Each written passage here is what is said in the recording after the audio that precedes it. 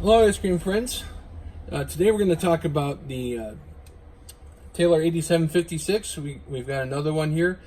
This one has actually the coaxial pump system. You'll notice this is quite a bit different from the Horizon pump system if you saw that video.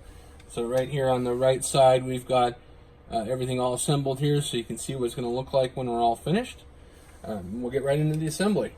So right here we've got the pump cylinder, I guess you want to call it that. The first thing you're going to do is lubricate inside this cylinder. And I've already done this here, but I'll show you. Take your Taylor lube here. Haynes is another type of lube that you can use. Both of them work just fine. You get them through Taylor distributor or online if you don't have the lube already. But you're going to take just like a fingertip size dollop of that lubricant, and you're going to go right into this end with the threaded fitting here and just spread it all around inside of that metal cylinder there.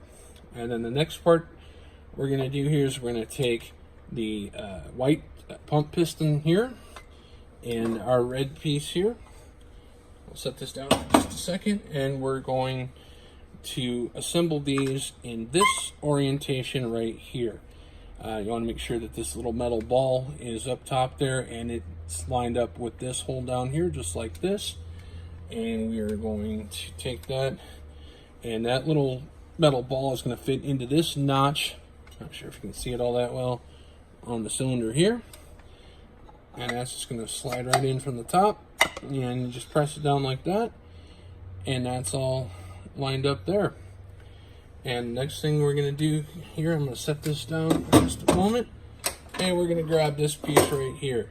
And this is actually what connects to this tubing here, and that goes down into your mix bucket. So you're just going to press this on just like this onto that barb fitting there, and that's going to sit just like that. You're going to take some more Taylor lube, just a tiny bit right around this O-ring right here. And then, sorry, I'm getting ahead of myself here. We are going to take this spring and pop it. Make sure you got your poppet in there and that that's not missing. And that is going to snap right onto the end of this here. This does not float freely, so you want to make sure that that's actually snapped on. You may have to try a couple times to get that on there.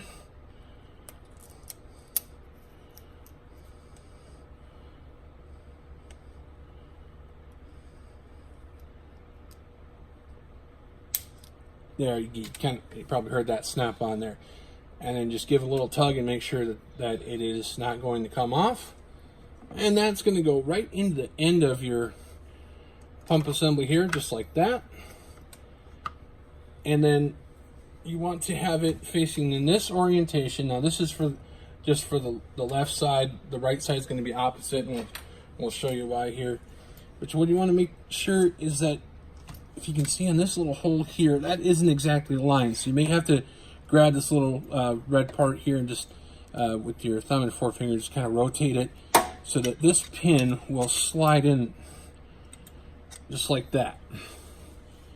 And so that part's all assembled, and then what we're going to do is take this sleeve here, slide it right over the pump like that, and have it in the orientation like this so that this threaded fitting is facing the rear of the cabinet, and you're going to have it hold it just like that.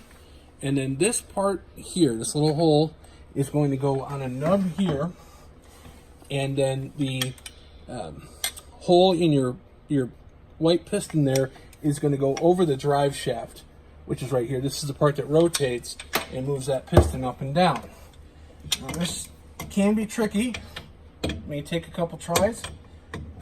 But what you'll do is you get that on there, and you'll know when it's right because you'll be able to slide that sleeve up, and that is going to hold that pump in place. And then we're going to take another pin here, and again you're going to go from the right. You probably can't even get it to go from the left, and if you can, it's going to be very difficult to remove. So we're just going to slide that right through. Sometimes you have to feel around on the other side for the pin to come out that other side. But then that's all held in place right there, and then you're going to take this, which we've already attached up here to this threaded part that goes up into your barrel or freezing cylinder. And we can just kind of rotate this out of the way. And then that is going to go onto the back, right under that threaded fitting in the rear. Now on these fittings, with these plastic nuts, you just want to go hand tight. And if you're disassembling this to clean or whatever like that, you've gotten these too tight and you can't remove them by hand, you can use a pair of pliers, but I will caution you on that. You want to either wrap those plier jaws in electrical tape or use a towel or something else in those plier jaws so that you don't scratch up these plastic nuts when you're taking them off. And that's all assembled there. So the last part we're going to do here is we have a hose. I'll grab the camera here really quick so my cameraman can grab that hose that we need.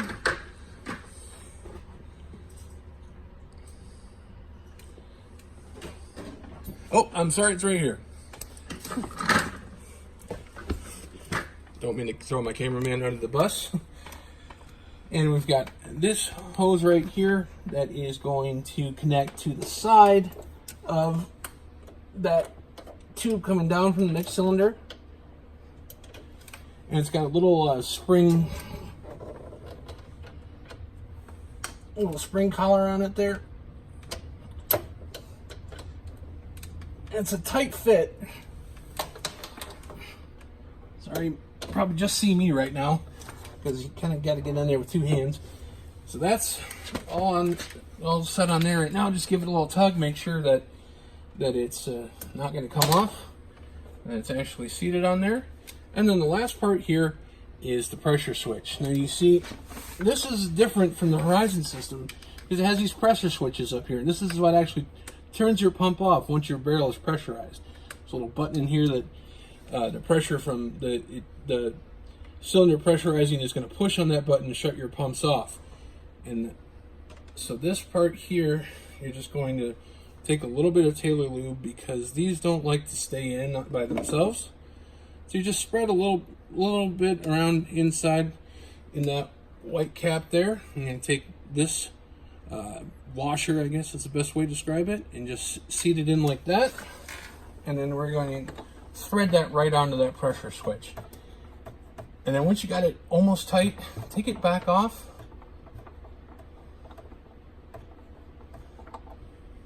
And just take a look and make sure that that is actually right in the center there because it won't work properly otherwise.